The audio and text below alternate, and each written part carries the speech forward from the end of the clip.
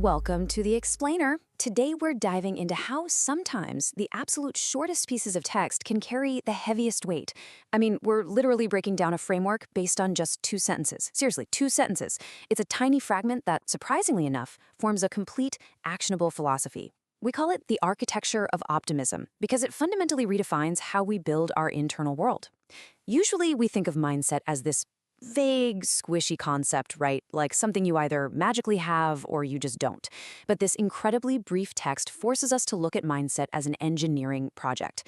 It's all about tearing down those old reactive habits and constructing something entirely new from the ground up to handle whatever life throws at you. Let's just dive right into this incredibly brief but powerful source material. It reads, "Choose your attitude. Maintaining a positive but constructive attitude is key." Okay, so that's the whole thing, but please don't let the brevity fool you into thinking it lacks depth. This isn't just some passing thought you'd see cross-stitched on a throw pillow. It's a highly concentrated instruction manual for navigating reality. Every single word here is pulling its weight. You know, when you encounter a text this distilled, you have to realize the author stripped away all the fluff. What's left is pure, unadulterated signal. So to really grasp what this means for our daily lives and how we can actually use it, we're going to unpack it piece by piece. And that brings us to our starting point, which is architecture. Think about what architecture actually is for a second. It is the deliberate design and construction of a structure. It's not naturally occurring, right? You don't just stumble upon a fully framed house in the middle of the woods. It's not passively found. And that is exactly how our source treats the concept of attitude. Optimism isn't the weather. It isn't a passive trait you just happen to have, like your height or your eye color. No, it is a mental house that you must deliberately design and build, literally brick by brick. If you want a sturdy mindset, you have to be the architect of your own perception. You have to draw the blueprints, lay the foundation, and do the heavy lifting yourself. So this brings us to the actual foundation of that design. Think about it. How often do we just default to whatever mood the morning hands us? You wake up tired and suddenly, bam, the whole day is just a write-off. The source text demands we move from that passive, default state into a space of active responsibility. If attitude is a building, choice is the solid bedrock you are absolutely required to build it on. The text doesn't suggest that a good attitude will eventually find you if you just wait long enough or if the stars align perfectly. Nope. It introduces a mechanism that only you control. It's a total, fundamental shift. Instead of life just happening to you and your mood being the collateral damage, you get to dictate the terms of your response. The crucial point here is the sheer gravity of the command to choose. It demands absolute personal agency. I mean, choose your attitude is written as a strict imperative, a direct command.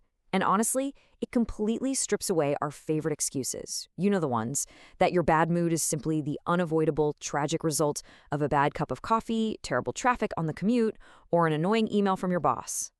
By commanding you to choose, the source places the ultimate responsibility squarely on your shoulders.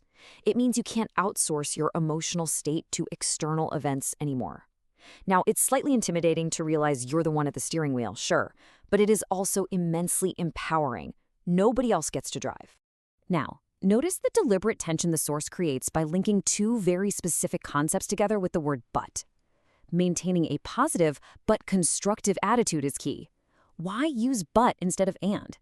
Saying positive and constructive sounds perfectly fine, right? It flows nicely. But the text deliberately introduces a crucial friction here. It implies a warning. It's essentially telling us that being positive and being constructive are not automatically the exact same thing. It's acknowledging that there's a trap hidden inside mere positivity. Because if we aren't careful, positivity can just be a shiny coat of paint over a crumbling wall. The word but is the bridge that forces us to move beyond just feeling good into actually doing good. That single word builds a really stark contrast. A merely positive attitude can sometimes be empty or frankly completely detached from reality. Think of a person smiling blissfully while their boat sinks, totally ignoring the water rushing in just to maintain those good vibes. That is passive optimism. It might feel nice for a split second, but you're still going to drown. A constructive attitude, however, demands pragmatic action. It says, yes, okay, the ship has a leak, the situation is bad, but I believe we can fix it, now hand me that wrench.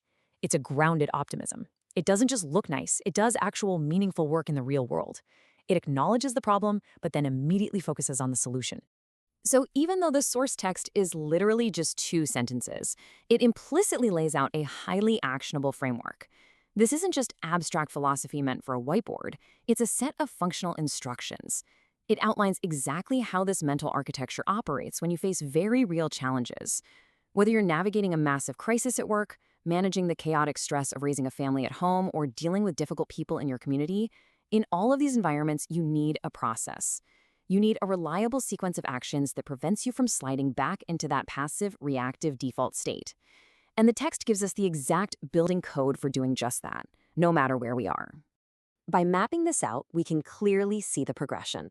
Step 1, recognize your choice. This is the moment you stop being a victim of circumstance, you pause, and you remember that you hold the remote control. Step 2, adopt the positive frame. You decide to look for the potential, the upside, and the solution. But, and this is the absolute core of the source text, you absolutely cannot stop there. Which leads us to step 3, apply constructive action. Take that positive energy and use it to build something. Fix the bug, resolve the argument, improve the process. Your agency creates your mindset, and your mindset must inevitably lead to your action. Because without step 3, the whole structure just collapses. As we wrap up this explainer, I want to leave you with a final, provocative thought about the mental architecture you are actively building right now. Based on our source material, you are constructing an attitude today, whether you realize it or not. That internal hammer is always swinging. The only question is, are you doing it on purpose?